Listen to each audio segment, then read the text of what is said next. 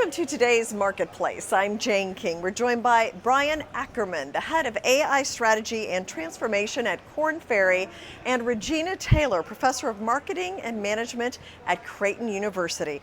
Welcome. Professor, let's start with you. I want to examine how artificial intelligence is rapidly changing the landscape for those entering the job market. With AI taking over some entry-level jobs, how are students preparing for the changing job market? Well, at Creighton, we really think it's important to help students understand that in order to be successful, not just after they graduate, but 40 years into their career, that they need to embrace a growth mindset. Right, so it's about being a lifelong learner, and so we're trying to instill skills like critical thinking, analytical thinking, reflective mindset, service mindset, to help them understand that it's going to be important for them to embrace what they're learning as they go throughout their career. They could be learning something in the classroom that'll be obsolete within 6 months.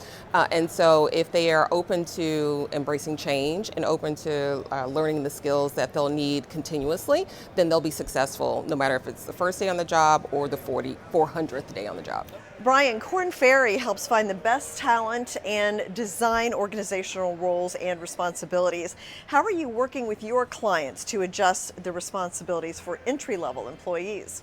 Well, especially for entry-level employees, what we're seeing is organizations change the way work happens, and that's changing the early career roles. It's adding responsibilities, it's adding skills, but it's also disrupting early career jobs especially. That's just a fact. So we are really working with organizations to make sure they're striking that balance, not just eliminating roles, but redesigning them appropriately so that we can set these young experts up for success. Bryan, AI is already making an impact on almost every aspect of the employment process. From what I understand, companies are deploying AI to find, onboard, and train new employees more efficiently. Is that correct? AI is not new to recruiting. It's one of the more highly automated type of processes out there. But generative AI certainly is increasing the use of tooling for sourcing and for screening and for interviewing.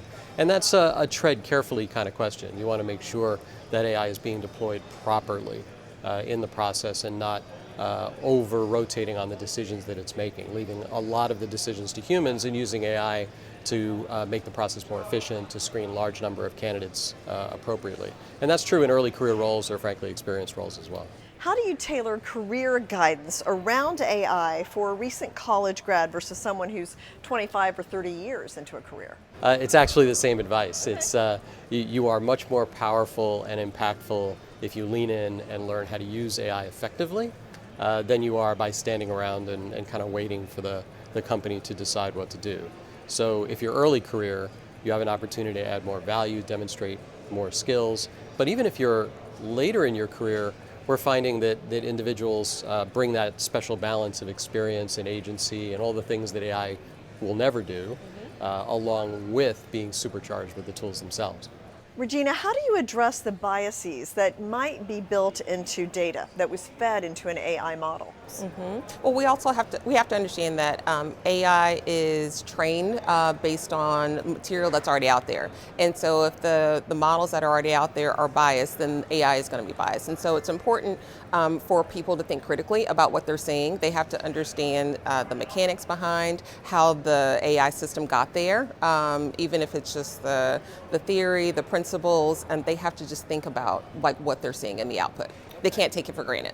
Bryan, what can be done to address these biases?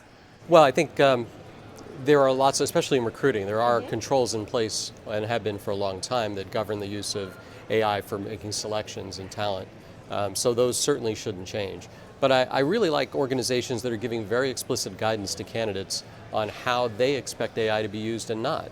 Organizations saying it's okay to use AI to give your best impression, but when you step into the interview or when you do an assessment or when you're being evaluated, make sure you're doing it yourself. I think that's a wonderful set of guidance to give to incoming candidates.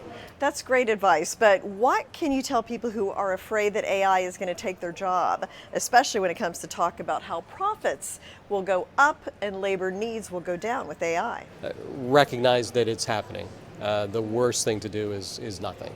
So this, coming back to the comment earlier, if it's a way to advance the value you provide, to not just learn new skills, but apply them.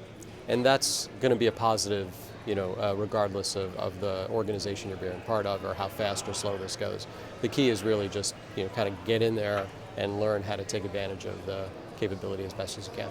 And Professor, everyone in the academic world trying to crack the AI code to give their students the best future possible. So tell us about your partnership with Harvard. Oh yeah, well, so we are having Harvard come in and help us think about how to use some of their materials from their cases and some of the simulations that they have. But this is a part of a broader program, a curriculum we have for our faculty and instructors to help them understand how they can use AI in the classroom. We realize that AI is just another tool. I think about my dean saying, calculators were once thought about as cheating, right? And now accountants, mathematicians, they use calculators students have to use them for their assignments. And so if we can help faculty understand that it's not just a tool for cheating, but that it's a tool that students will need to use in the workplace and how they can integrate that tool into their assignments and the classroom learning, then the students will be better for it. What's your advice for young people getting ready to enter the workforce? The key, as we've said, is to get started. I think organizations have the obligation to work with universities as jobs are being redesigned and disrupted, to change the curriculums to better prepare students during especially their final couple of years, not to have the roles that have now been disrupted with AI, but that next set and that next generation. I think that's something organizations really need to lean in and do. And then it offers the opportunity for students in their, in their college career to shoot at a different target, to understand that it's not just learning skills and once you hit the workplace, but it's a much more rapid demonstration of them using AI as a tool, as a partner. Mm-hmm. Yeah, and students need to embrace the opportunity to use AI, whether it's on the job in the internships, in the classroom. And AI is good at regurgitating. It's good at packaging things that it already knows. It's not creative. And so how can you show your expertise and your creativity on the job in the classroom so that you can stand out? Well, this has been very informative. I think we might need to meet in a year to evaluate how AI has evolved. Thank you both for being here today, and thank you as well for joining us.